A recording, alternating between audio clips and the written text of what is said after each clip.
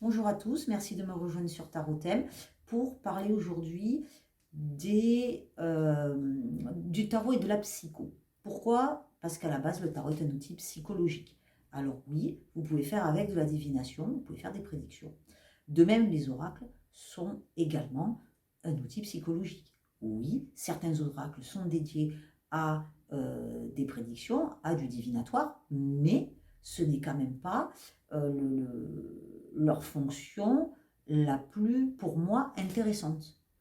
La fonction la plus intéressante, à mon sens, c'est quand même la partie guidance et psychologique parce que il est quand même plus sympa de travailler sur vos blocages, sur les choses qui compliquent votre vie de par des comportements, des schémas que l'on répète en permanence, on fait tous, hein, et justement de savoir pourquoi ces schémas ne nous permettent pas de progresser dans le sens le plus épanouissant pour nous, et donc d'avoir le contrôle sur notre vie et d'agir sur notre vie grâce à la cartomancie, que de prédire à quelqu'un, tiens, le mois prochain il va t'arriver ça.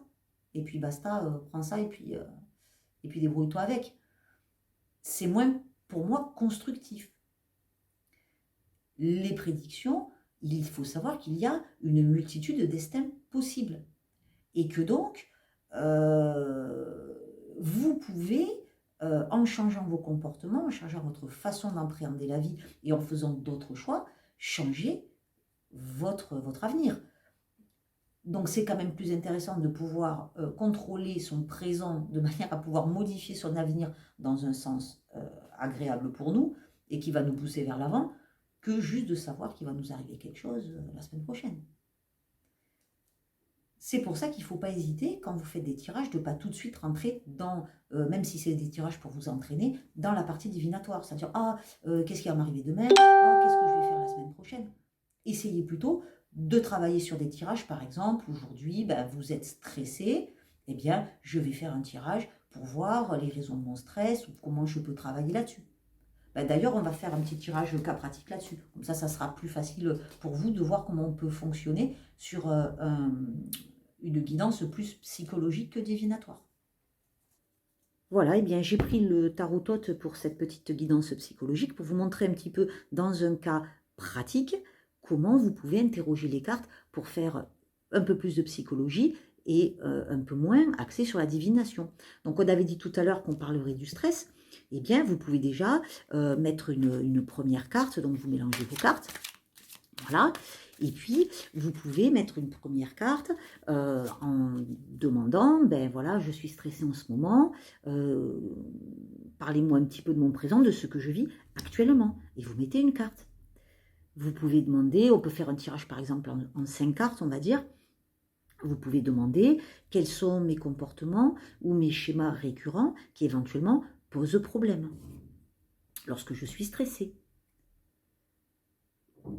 Vous pouvez également rajouter, par exemple, quelles sont les conséquences du stress sur ma vie. Ça, c'est assez intéressant aussi. On va serrer un petit peu les cartes pour que ça soit dans le champ. Vous pouvez demander également quelles sont les choses que vous pouvez faire pour reprendre le contrôle de vos émotions dans ces situations-là. Et puis éventuellement, vous pouvez demander un petit conseil aux cartes, puisque bon, vous les utilisez un petit peu pour ça aussi, concernant comment gérer cette situation. Voilà, quel est le message que les cartes ont à me donner? Et vous posez une carte. À ce moment-là, bien, vous retournez votre première carte, et vous avez quoi? Je vais vous les mettre dans le bon sens. Vous avez la ruine. La ruine, qu'est-ce que je vis actuellement? Quelle est ma situation? Effectivement, la personne est stressée, elle est émotionnellement touchée, elle a l'impression peut-être que le monde s'effondre, que les décisions sont difficiles à prendre, qu'elle se débat un petit peu contre les éléments et que c'est compliqué pour elle de rester émotionnellement stable. Dans la deuxième carte, vous avez le prince de disque. Le prince de disque, c'est un personnage qui qui est dans un chariot tiré par un taureau, donc il y a quand même une notion de puissance dans cette carte, eh bien, au niveau des comportements récurrents, c'est une carte où, quand elle est dans un côté psychologique un peu négatif, on peut dire que c'est une carte où le prince de disque, il peut être assez dur. C'est quelqu'un qui peut être émotionnellement assez imperturbable, qui, lorsqu'il est en situation de stress, peut éventuellement faire preuve de peu d'émotion et d'une certaine sévérité concernant lui-même ou éventuellement autrui. Donc, dans un cas pratique, vous pouvez l'appliquer à vous-même. Vous dire, tiens, à quel moment, dans quelle situation de stress j'ai été, où j'ai été cette personne-là, où j'ai été peut-être un petit peu sévère ou un petit peu dur, soit avec moi, soit avec des personnes de mon entourage. Les conséquences de ce stress, vous tirez une carte, et bien vous sortez la futilité. Eh bien la futilité, qu'est-ce que ça peut vouloir dire dans un tirage comme ça?